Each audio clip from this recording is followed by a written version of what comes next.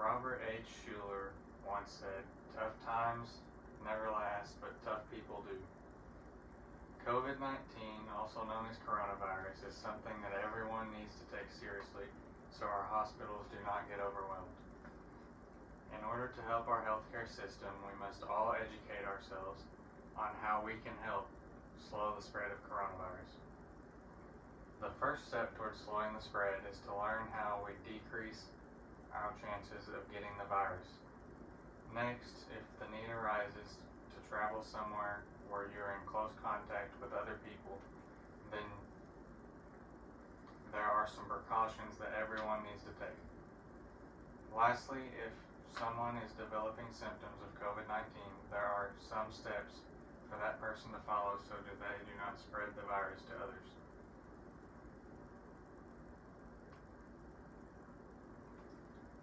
For my first point, I would like to discuss ways in which we can all lessen our chances of getting COVID-19.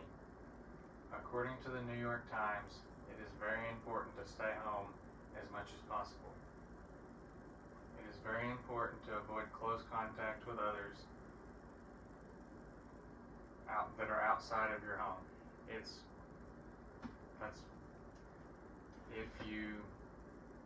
fine if you're with contact with people at home because you know where they've been, but when you're going around with other people, you have no idea where your friends or buddies or any of them have been, so you're increasing your chances.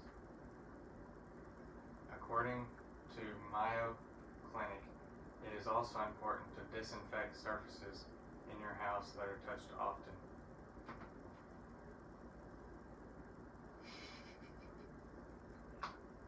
Yes. How often, sir? It depends on how often you touch these things. Like if it's like coffee table or something like that, you need to disinfect it daily.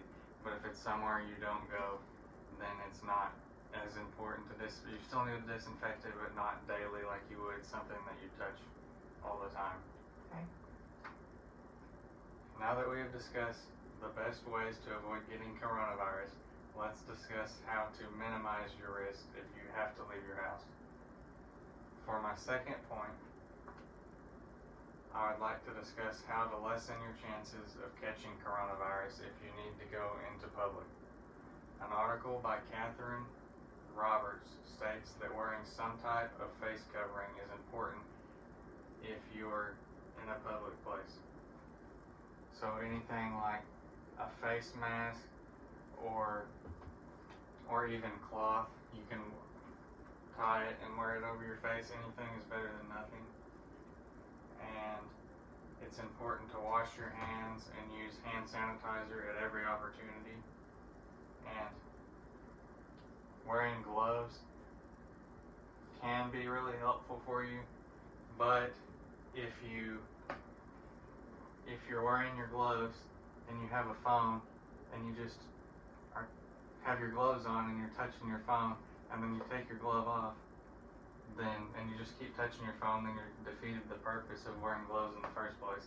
Or if you go to take your glove off and you just grab the hand part and rip the fingers off, then you've got it on your hands again, and that just defeats the purpose of wearing them. So you have to use them properly if you're going to wear gloves. Now that we have discussed how to lower your chances of catching the virus in public, let's discuss what to do if you start developing the symptoms that go along with it.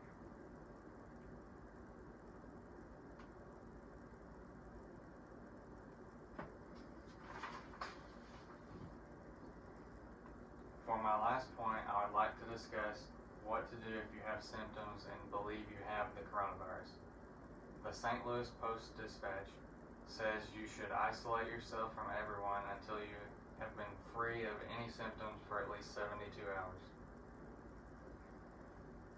You should also learn about the symptoms that go along with coronavirus so you know what is normal and what to expect.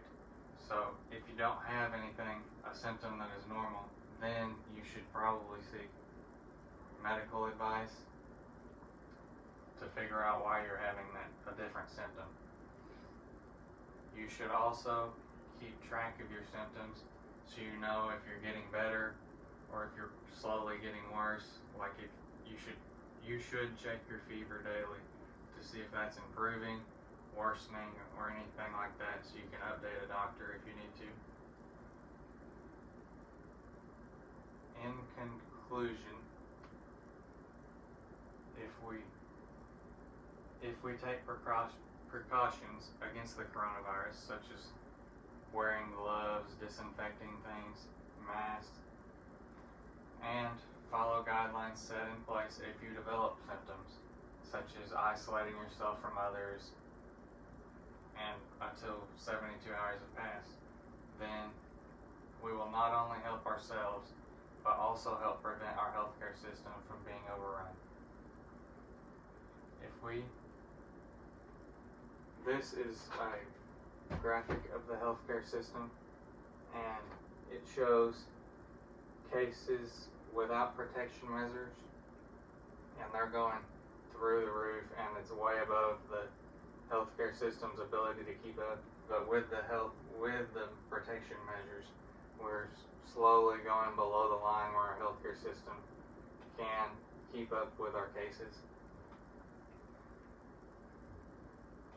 The last thing I would like to leave you with is, if we each do our part and work together in defeating this virus, then we will all be back to our normal lives before we know it.